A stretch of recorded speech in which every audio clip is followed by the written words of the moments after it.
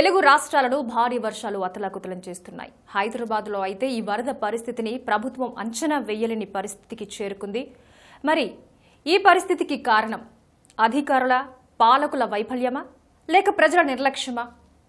ఈ విషయాలకి సంబంధించి జనసేన అధినేత పవన్ కళ్యాణ్ గారి మనోగతం ఆయన మాటలోనే మనం తెలుసుకుందాం. సో పవన్ కళ్యాణ్ గారు, ఇటీవలి కురిసిన భారీ వర్షాల కారణంగా 50 మంది వరకు మృత్యువాత పడ్డారు. మరి దీనికి ప్రధాన కారణం ఏంటంటారు? ప్రభుత్వ నిర్లక్ష్యం అనుకోవాలా, ప్రజల అలసత్వం అనుకోవాలంటారా? కొద్ది వారాలుగా కురుస్తున్న వర్షాలు కానీ ఇవన్నీ చూస్తే ఇది గత 5-6 దశాబ్దాల్లో కూడా ఎప్పుడింత వర్షపాతం రికార్డ్ అవ్వలేదు, నమోదు అవ్వలేదని చెప్తా ఉన్నారు. ఇలాంటి పరిస్థితుల్లో గతంలో కూడా చాలాసార్లు వరద నీరు రావటం, ప్రాణ నష్టం ఉంది. కానీ ఈ స్థాయిలో ప్రాణ నష్టం అనేది దీనికి ముఖ్య కారణం ఒకటి అర్బన్ ప్లానింగ్, ఒకటి అలాగే చట్టాలకి నిబంధనలకి తూట్లు పొడి చేసి రెగ్యులర్ అంటే నాలాల మీద ఆక్రమణ జరిగి అసలు అక్కడ నాలాల మీద ఎలాంటి కట్టకూడదు అన్న నిబంధనలు ఉంటే వాటిని గత కొన్ని దశాబ్దాలుగా అన్ని ప్రభుత్వాలు ఇప్పటి నుంచి కదా గత 40-50 సంవత్సరాలుగా అంచెలంచెలుగా దానికి ప్రతి ఒక్క పొలిటికల్ రెజ్యూమ్ దాన్ని తూట్లు పొడుచుకుంటూ వచ్చింది. ఇల్లు కట్టేసుకున్నారు. ఎందుకంటే ఒకసారి నిబంధనలు ఎలా ఉంటాయంటే అత్యధిక వర్షపాతం ఫుల్ ట్యాంక్ లెవెల్స్ వస్తే ఇక్కడ దాకా వస్తాయి నీళ్ళు అని. అలాంటి చోట్ల ఇల్లు కట్టకూడదు, అలాంటి చోట్ల నివాస యోగ్యం లేని ప్రాంతాలు అవి ఓపెన్గా ఉంచాల్సిన ప్రాంతాలు, కొన్ని వందలు చెరువులు ఉన్న ప్రాంతం ముఖ్యంగా హైదరాబాద్. ఇవి చాలా బలమైన నిబంధనలు ఉన్నాయి. కానీ నిబంధనలన్నీ గత 40-50 సంవత్సరాలకు ఒక్కొక్కళ్ళు దాన్ని అతిక్రమించుకుంటూ వచ్చి ఈ ఓట్ బ్యాంక్ పాలిటిక్స్ కావచ్చు, ఇంకోటి కావచ్చు, ఇవన్నీ వదిలేసుకుంటూ వచ్చి దానివల్ల జరిగిన నష్టం. ఈరోజు ఇది కేవలం ఒక కరెంట్ రెజ్యూమ్ అంటానికి కూడా అనలేము. But at least current resume, TRS resume promise చేసింది కాబట్టి నాలాలని క్లీన్ చేస్తాం, నాలాల మీద ఆక్రమణలు తొలగిస్తాం అని చెప్పేసి అది మరి ఎందుకు ముందుకెళ్ళైపోయారో వాళ్ళకు కొన్ని ఇబ్బందులు నాకు తెలియదు. కానీ అట్లీస్ట్ ఇప్పటికైనా దీని మీద దృష్టి సారించి నాలాల ఆక్రమణని దాన్ని తొలగించి వాళ్ళకి ఆల్టర్నేటివ్ నివాస స్థలాలు ఇస్తే కూడా అట్లీస్ట్ భవిష్యత్తులో ఎలాంటివి జరగకుండా ఉంటే ఎలాంటి ప్రాణ నష్టం జరగకుండా ఉంటుంది. ముఖ్యంగా ఈ ప్రాణాలు కోల్పోయిన కుటుంబాలకి, వారి కుటుంబ సభ్యులకి నా ప్రగాఢ సానుభూతిని కూడా నేను తెలియజేస్తాను ఈ సందర్భంలో. పవన్ కళ్యాణ్ గారు, ఇలాంటి విపత్తులు సంభవించినప్పుడు ఆదుకోవాల్సిన బాధ్యత ఏ స్థాయి వ్యక్తుల మీద ఎంతెంత ఉంటుందని మీ అభిప్రాయం? అంటే ప్రభుత్వం కానీ లేదా సంపన్న వర్గాలు కానీ సమాజం కానీ? ఇలాంటి విపత్తు సమయంలో ఎప్పుడు కూడా మొదటి ప్రధాన బాధ్యత ప్రభుత్వాలదే. సంపన్నులు కాదు, ప్రజలు కాదు. ప్రజలకు ఏదైనా కష్టం వస్తే ప్రజలు ఎన్నుకుంది ఒక వ్యవస్థను ఎన్నుకున్నారు. ప్రభుత్వాన్ని ఒక వ్యవస్థ ఉంది. మీరు మాకు సమస్య వచ్చినప్పుడు మీరు మమ్మల్ని చూడాలి. ఎందుకంటే మనం అందరం కలిపి మన శారీరక శ్రమిస్తాం, మన శ్రమనిచ్చి ఆర్థిక వ్యవస్థని ముందుకు నడుపుతాం, ట్యాక్సులు కడుతున్నాం. ఈ ట్యాక్సులన్నీ కొద్దిమంది రాజకీయ వ్యవస్థ చేతిలో పెడతాం. దానివల్ల బ్యూరోక్రసీ ఉంది, వాళ్ళు నడపాలి. దీన్ని సంరక్షించే ఒక కాన్స్టిట్యూషన్ ఉంది. ప్రతి పనికి ఖచ్చితమైన సంబంధిత విధి విధానాలు ఉన్నాయి. వీటన్నిటినీ చూడాల్సింది రాజకీయ వ్యవస్థ, బ్యూరోక్రసీ, అన్ని వ్యవస్థలు ఉన్నాయి. సో మొదటి ప్రథమంగా వీటన్నిటికీ అధికారం ఎవరైతే చేతుల్లో ఉందో వాళ్ళే దీన్ని ముందుకు తీసుకెళ్ళాలి. కానీ ఒకసారి అధికారంలో ఉన్న వాళ్ళకి కొన్నిసార్లు కొంత చేయూతన అవసరం అవుతుంది. అలాంటి చేయూతన అందించే సమయంలో ఖచ్చితంగా ఆ పేరున్న వాళ్ళు, ఒకసారి పేరు ఉండొచ్చు కానీ డబ్బు ఉండకపోవచ్చు. ఒకసారి వాళ్ళ మాట చెప్తే 10 మంది వినే పరిస్థితుల్లో ప్రముఖులు ఉంటారు. ఇది చేద్దాం, వాళ్ళు ఇచ్చేది ₹1 కావచ్చు, కానీ ఒకసారి అది 1000 రూపాయల తాలూకు 1000 రూపాయలు ఇచ్చేలా ప్రభావితం చేస్తుంది. అలాగా కొంతమంది ప్రముఖులు ఉంటారు, పుర ప్రముఖులు అనొచ్చు వాళ్ళని. అలాగే సంపన్నులు. ఎందుకంటే మనం ఏది అమ్మినా కానీ, ఉదాహరణకి చాలా పెద్ద పెద్ద కంపెనీలు ఉన్నాయి, కమర్షియల్ ప్రోడక్ట్స్ అమ్ముతారు, సబ్బులు దగ్గర నుంచి వీళ్ళందరూ వేల కోట్లు ఉంటాయి. వీళ్ళందరూ ఇలాంటి విపత్తు సమయంలో మేము ప్రజల దగ్గర తీసుకున్నాం కాబట్టి కొంత మేము ఇలాంటి విపత్తు సమయంలో మేము ప్రభుత్వాలకు అండగా నిలబడుతున్నాం అని చెప్పి కొంత సంపన్నులు ఇవ్వచ్చు. ఉదాహరణ తెలుగు చిత్ర పరిశ్రమ ఉంటే తెలుగు చిత్ర పరిశ్రమ ఎంతో కొంత దాని తెలుగు చిత్ర పరిశ్రమ స్థాయిలో తెలుగు చిత్ర పరిశ్రమ ఉంటుంది. ఇలాంటి పరిస్థితులు ముందుకెళ్తాను. కానీ ప్రథమంగా నేను ఎప్పుడు ఏం నమ్ముతానంటే, ఒక రైట్ గవర్నమెంట్ ఉన్నప్పుడు చాలా బలంగా అందరూ ముందుకు వస్తారు. అసలు ఎవరు వచ్చినా రాకపోయినా ప్రథమ కర్తవ్యం ప్రభుత్వాలు ఇలా వీటన్నిటిని వాళ్ళ దగ్గర అధికారం. ఉమ్మడి డబ్బు ఎవరి దగ్గర ఉంది? మన అందరం కష్టపడి పని చేసి కట్టిన ట్యాక్సుల డబ్బులు ఎవరి దగ్గర ఉంటాయి? మన ఇళ్లలో పెట్టుకోవట్లేదు. మనం తీసుకెళ్ళి మన జిఎస్టీ ద్వారానో ఇంకోటి అనేక ట్యాక్సుల ద్వారా ప్రభుత్వ ఖజానాకి వెళ్తున్నాయి. మరి ఆ ప్రభుత్వ ఖజానాన్ని ఇష్టారాజ్యంగా కాకుండా ఇలాంటి విపత్తుల సమయంలో కానీ ఇలాంటి పరిస్థితుల్లో కానీ చాలా అండగా సరిగ్గా చేయగలిగితే మటుకు చాలా బాగుంటుంది. కానీ ఆ పరిస్థితులు గత కొన్ని దశాబ్దాలుగా తూట్లు పొడుచుకుంటూ వచ్చారు. అందువల్ల ఇలాంటి సమస్యలు వస్తూ ఉంటాయి. సో ఇలాంటి సమయంలో ఏమైపోతుందంటే ప్రభుత్వ పాత్ర ఎంత అనే దృష్టి నుంచి వ్యక్తుల మీదకి వెళ్ళిపోతూ ఉంటుంది. అందుకని మనం ఈ సమయంలో దృష్టి పెట్టాల్సింది ప్రభుత్వం ఎంత సమర్థవంతంగా పనిచేస్తుంది. అలాగే గత ప్రభుత్వాలు చేసిన లోటుపాట్లు తప్పిదాలు ఏదైనా కానీ ఈ ప్రభుత్వం మీద ఎంత పడుతుంది చాలా నిష్పక్షపాతంగా చూడాలి. నేనైతే అలా చూస్తాను. పవన్ కళ్యాణ్ గారు, చాలా మంది సినీ పరిశ్రమలో ఇప్పుడు ఎక్కువ సంపద ఉంది అనేది సాధారణ ప్రజల అభిప్రాయం. ఎందుకంటే ఏదైనా విపత్తులు సంభవించినప్పుడు కానీ లేదంటే ఆపదలు సంభవించినప్పుడు కానీ సినీ పరిశ్రమ ఏదో ఒక రూపంలో ముందుంటూనే ఉంటుంది. మీరు కూడా కొన్ని సహాయ కార్యక్రమాలు చేశారు. కానీ ఆ సాయం ఆశించినంత మేర ఉండట్లేదు అనేది ప్రజల వాదన. దీనిపై మీరేమంటారు? అసలు నిజంగా ఈ సరిపోయినంత ఇవ్వట్లేదని నిర్ధారించే వాళ్ళు కనీసం వాళ్ళ జేబుల నుంచి 10 రూపాయలు తీసి ఇచ్చారు. నాకు తెలుసు కదా, కష్టపడి పనిచేసేవాడు 1 కోటి రూపాయలు 10 లక్షలు ఇవ్వాలి అంటే అసలు మనసు ఒప్పుద్దా మామూలుగా మనుషులు? అలాంటిది నా వరకే నేను తీసుకుని కొన్ని కోట్లు ఇచ్చుంటాను. ఇప్పటికి చాలా పెద్ద మనసు కావాలి అది ఇవ్వాలంటే. అలాగే చిత్ర పరిశ్రమ నేను ఒకటిగా ప్రతి ఒక్కరు కూడా చిత్ర పరిశ్రమలో ఉన్నది ఏంటంటే పేరు ఎక్కువ ఉంటుంది చిత్ర పరిశ్రమకి. చిత్ర పరిశ్రమ ఎలాంటిదంటే కూర్చోబెట్టి 1 కోటి రూపాయలతో సినిమా తీస్తే దానికి 10 కోట్ల అంత ప్రాచుర్యం వస్తుంది. కానీ యాక్చువల్ దాని బడ్జెట్ 1 కోటి రూపాయలే. పేరున్నంత ఇదిగా డబ్బు ఉండదు ఇక్కడ. ఉదాహరణకి మేమే మా సొంత ఇంట్లో మేము ఆరెంజ్ సినిమా మా బ్రదర్ సొంత సెకండ్ బ్రదర్ మా నాగబాబు గారు సినిమా తీసినప్పుడు మొత్తం నష్టం వస్తే మేమందరం కలిపి బయట వేయాల్సి వచ్చింది. ఉన్న ఆస్తులను అమ్ముకోవాల్సి వచ్చింది అప్పులు తీర్చడానికి. ఆయన అలాగే నేనే అత్తారింటికి దారైదనే సినిమా తీసినప్పుడు మేము ప్రొడ్యూసర్ తీసినప్పుడు అది నెట్లో రిలీజ్ చేసేసారు. రిలీజ్ చేస్తే కొనడానికి ఎవరు లేదు. మళ్ళీ కూర్చుంది దాని రిలీజ్కి నేనే సంతకాలు పెట్టి చేయాల్సి వచ్చింది. అంటే ఇన్ని కష్ట నష్టాలు ఉంటాయి. అంటే పేరేమో ఆకాశానికి ఉంటుంది కానీ డబ్బు అంత ఉండదు. అలాగే మీరు ఏదైనా చూడండి, రియల్ ఎస్టేట్ వ్యాపారంలో 1000 కోట్ల టర్నోవర్ ఉండదు ఇక్కడ. అలాగే ఒక ఎమ్మెల్యే ఒక ఎంపీ ఖర్చు పెట్టినట్టు 100 కోట్లు 200 కోట్లు ఒక ఎలక్షన్ ఖర్చు పెడతారు. ఓడిపోయిన ఎమ్మెల్యే అభ్యర్థి కూడా 200 కోట్లు 150 కోట్లు ఖర్చు పెట్టిన సందర్భాలు ఉన్నాయి మన దగ్గర. అంత డబ్బు ఎక్కడుంది ఇక్కడ? నిజమైన సంపద ఎక్కడుంది అంటే రియల్ ఎస్టేట్లో ఉంది.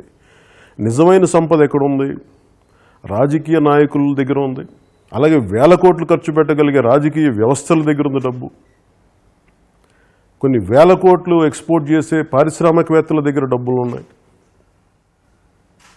రోడ్డు నిర్మాణ రంగం లేదని ఇన్ఫ్రాస్ట్రక్చర్లు చేసే వాళ్ళ దగ్గర లక్షల కోట్ల డబ్బులు ఉన్నాయి. సినిమా పరిశ్రమ దగ్గర ఎంత ఉంటుంది? తిప్పి కొడితే మొత్తం కొడితే ఒక అన్ని సినిమాలు వాల్యూ చేస్తే కనీసం 1000 కోట్లు కూడా ఉండదేమో, 1200 కోట్లు ఉండదు ఒక్కొక్క సినిమా మొత్తం ఒక సీజన్కి. నా ఉద్దేశంలో తిప్పి కొడితే నాకు నిజంగా కరెక్ట్ లెక్కలు తెలియదు కానీ ఒక్క సినిమా సపోజ్ వీళ్ళు చెప్పినట్టు బడ్జెట్ నేను 100 కోట్లు అయింది అనుకున్నాక సపోజ్ 300 కోట్లు ప్రతి సినిమా అయింది అని అనుకుంటే ఒక 10 సినిమాలు అనుకుందాం. అలాంటి తిప్పి కొడితే 3000 కోట్లు కూడా ఉండదు.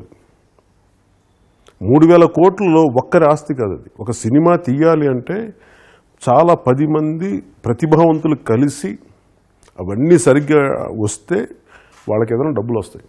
ఆ డబ్బులు వచ్చినందుకు ఉదాహరణకు 1 కోటి 10 లక్షలు లేదా 1 కోటి రూపాయలు వచ్చింది అనుకుందాం ఒక వ్యక్తికి సినిమా పరిశ్రమలో. జిఎస్టీ 10% ఎగిరిపోద్ది అంటే 90 లక్షలు.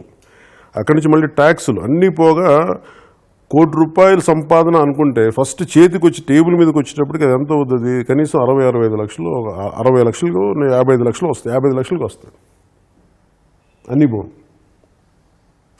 అదే నష్టం వచ్చిందనుకోండి ఆ డబ్బు కూడా రాదు. ఎంతోమంది జీవితాలు ఎగిరిపోయిన వాళ్ళు ఉన్నారు. అందుకని చిత్ర పరిశ్రమ అనేదాన్ని చాలా సున్నితమైన పరిశ్రమ. ఇది చాలా అందరూ ఏంటంటే ఈజీగా టార్గెట్ చేసేయటం. ఇలా టార్గెట్ చేసే వాళ్ళకి ఏం కనిపించాలంటే ఫస్ట్ ఎవరిని చూడాలంటే ముందుగా 150 కోట్లు 200 కోట్లు కొన్ని 100 కోట్లు ఖర్చు పెట్టి ఒక్కొక్క ఎమ్మెల్యే కానీ ఒక్కొక్క ఎంపీ కానీ ఖర్చు పెడతారు ఒక్కొక్క ఎలక్షన్కి. నా ఉద్దేశం ఏముంటుందంటే ఈ 100 కోట్లు ఖర్చు పెట్టేవాళ్ళు ఎలక్షన్ కోసం ఖర్చు పెడుతున్నారు కదా.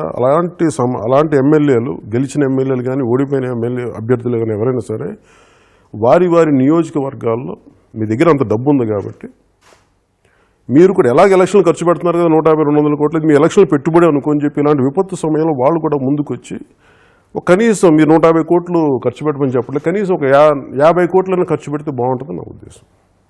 సో వాళ్ళతో కంపేర్ చేసుకుని తెలుగు చిత్ర పరిశ్రమ ఎంత చాలా చిన్నది.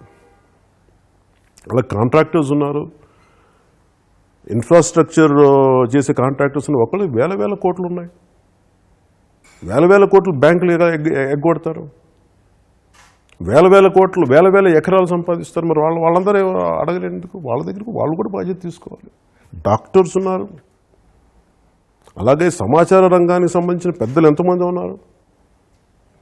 సమాచార రంగం అని చెప్పేసి కూర్చోబెట్టి మీరు చేయట్లేదు అనుకుంటే ఎప్పుడైనా ఏలు పెట్టి నేను చేశానా, మేము చేసామా, మేము చేసింది నేను అడుగుతాను. ఎందుకంటే నేను చేసిన తర్వాత నేను మిగతా వాళ్ళని అడుగుతాను, నేను చూపిస్తాను ముందు నేను ఇంత చేయగలను, నాకంటే మీరు ఎక్కువ చేయండి. నేను 1 కోటి రూపాయలు ఇస్తే అక్షయ్ కుమార్ 25 కోట్లు ఇచ్చాడు, సంతోషం. అది నా స్థాయి కాదు. నా స్థాయి 1 కోటి రూపాయలు ఇవ్వగలను, నా స్థాయి 2 కోట్లు ఇవ్వగలను. అక్షయ్ కుమార్ స్థాయి 25 కోట్లు, దాంట్లో మెహర్బానీ ఏం లేదు. నా స్థాయి ఇంత, నేనే అలా కొంతమంది ఇవ్వరు, మంచిది. అది కూడా ఇది ఎవరండి విరాళం అనేది స్పందించి ఇవ్వాల్సింది తప్ప మీరు ఎందుకు ఇవ్వలేదు అని క్వశ్చన్ చేయడానికి లేదు. నిజంగా మామూలుగానే క్వశ్చన్ చేయడానికి లేదు. అలాంటిది ఈ కరోనా పరిస్థితుల్లో, ఈ విపత్కర పరిస్థితుల్లో ఆర్థిక వ్యవస్థ ఆగిపోయింది ప్రపంచం అంతా. అసలు డబ్బే పుట్టట్లేదు బయట. పోనీ డబ్బు ఎలా పుట్టద్దు, పని చేద్దామంటే పని చేయడానికి పని చేసే అవకాశాలే లేవు. మాస్కులు వేసుకొని కనీసం కూర్చోబెట్టి కూలి పని చేయడానికి కూడా ఇబ్బందులు ఉన్నాయి, పని దొరకదు. ఇలాంటి పరిస్థితుల్లో మళ్ళీ అదనంగా విరాలంటే కొంచెం అందరికీ ఇబ్బంది పరిస్థితి, అనుమానం లేకుండా ఇబ్బందికరమైన పరిస్థితి. అందుకని దీన్ని భాగస్వామ్యం చేయాలి అందరినీ. ఉదాహరణకి ఇప్పుడు తెలంగాణ ప్రభుత్వానికి వీళ్ళందరూ ఇచ్చారు అంటే ముందు ఇక్కడ ముఖ్యమంత్రి గారు వెరీ ప్రోయాక్టివ్ ముఖ్యమంత్రి కాబట్టి ఆయన అప్పీల్ చేశారు.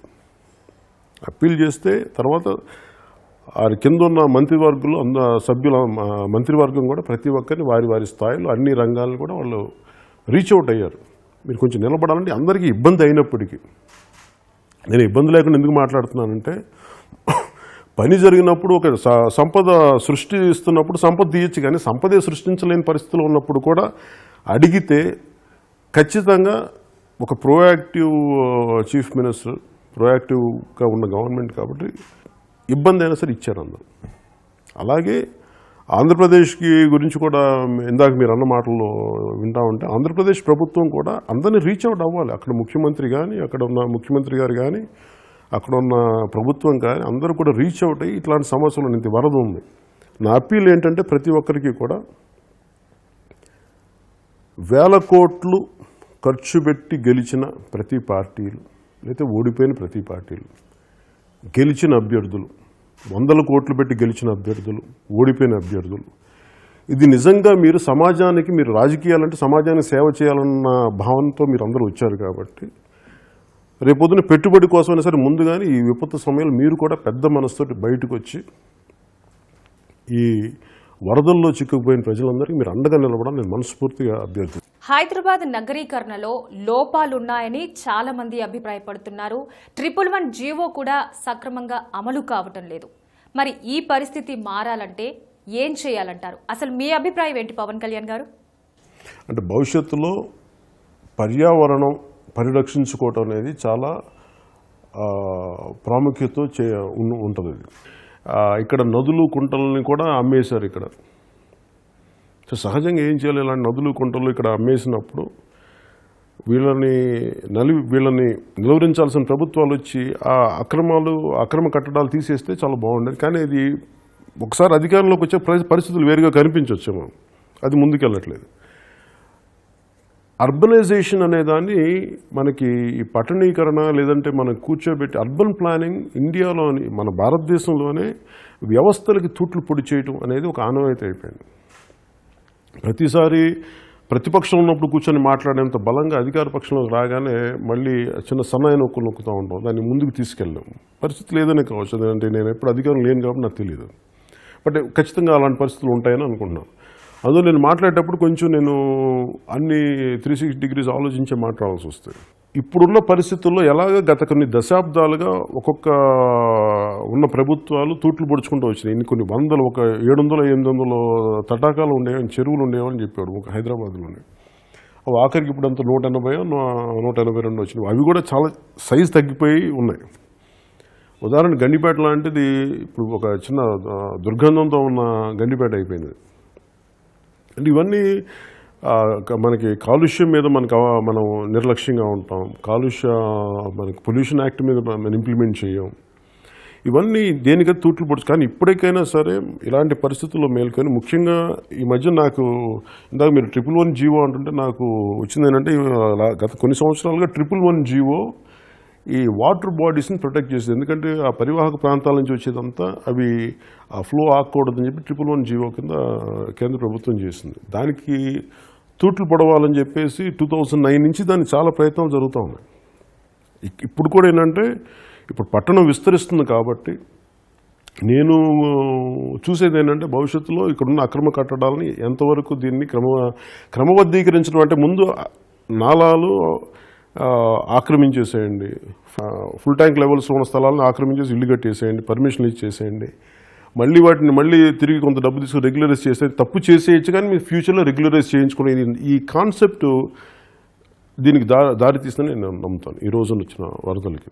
సో అందుకని కేవలం ఇది ఇప్పుడున్న ప్రభుత్వాలు అనలేం, కానీ గత ప్రభుత్వాలు చేసుకున్న తప్పులన్నింటినీ అట్లీస్ట్ ఇప్పుడు వీళ్ళకి చేయడానికి టీఆర్ఎస్ ప్రభుత్వం ఎక్కువ బాధ్యత ఉంది. దీన్ని ఎంతవరకు సఫలీకృతులు అవుతారో నాకే తెలీదు.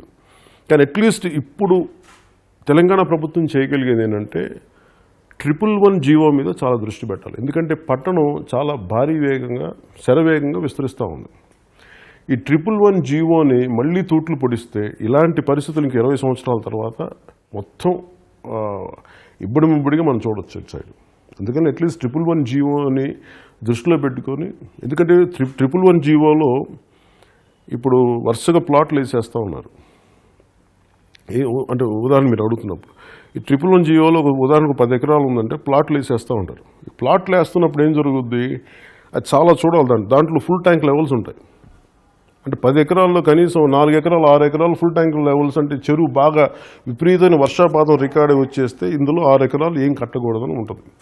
అది కూడా ఏదో చాలా నామినల్గా కట్టాలి, అంటే చాలా తక్కువ శాతమే అక్కడ ఏదైనా కన్స్ట్రక్షన్ ఉండాలి, అంతమించి ఉండకూడదు.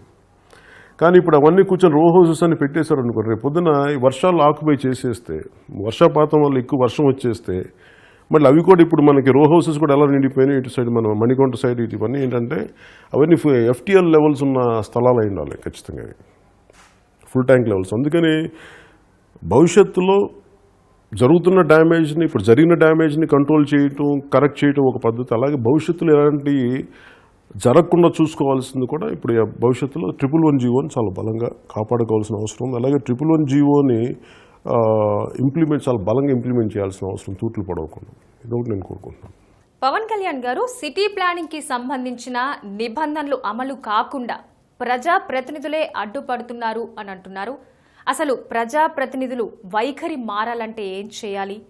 జనసేన అధినేతగా మీరేం చెప్తారు?